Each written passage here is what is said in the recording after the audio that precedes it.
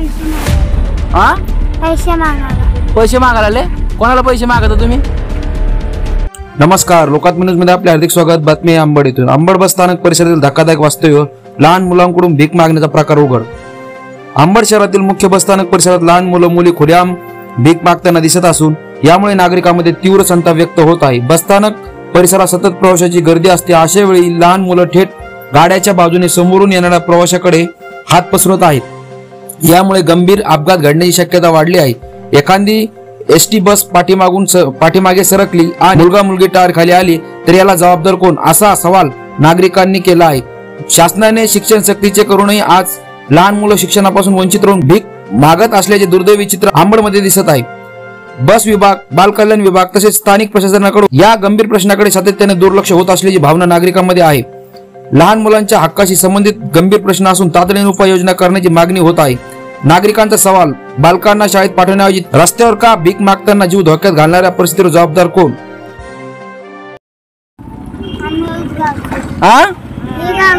काय करणार इथं बस स्टँडला? पैसे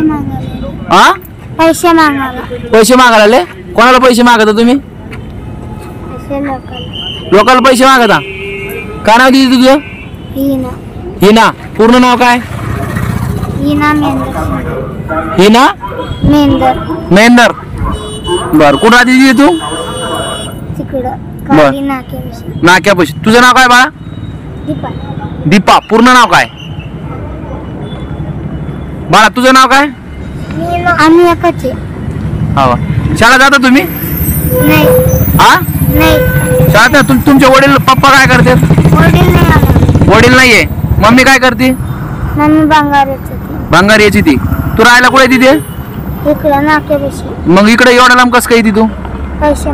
पैसे मागा। बर, तुझं नाव काय? अंजू। कितीला आहे तू शाळेत? शाळेत नाही जात। बरं, इकडे काय करते बस स्टँडला? पैसे मागायला। कोण पैसे मागायला होते? पैसे कोण मागायला होते? आम्ही जातो। तुम्ही जाता? बर, बाळा तुझं नाव काय? मुन्नी। कुठं राहते तू? बर, किती पैसे दाखव हातात? किती मागितले सकाळपासून? 10 रुपये। बर, 10 रुपये मागितले का? तुझे पप्पा काय करते तिथे? घरी आहे का? काय करते पप्पा तुझे? भंगारी असते। बर, अशाच नवनवीन ताज्या घडामोडी बघण्यासाठी आपल्या लोकात्म न्यूज चॅनलला लाईक करा, शेअर करा, सबस्क्राईब करायला विसरू नका। धन्यवाद। लोकात्म न्यूज चॅनलसाठी प्रतिनिधी तरंग कांबळे, अंबड।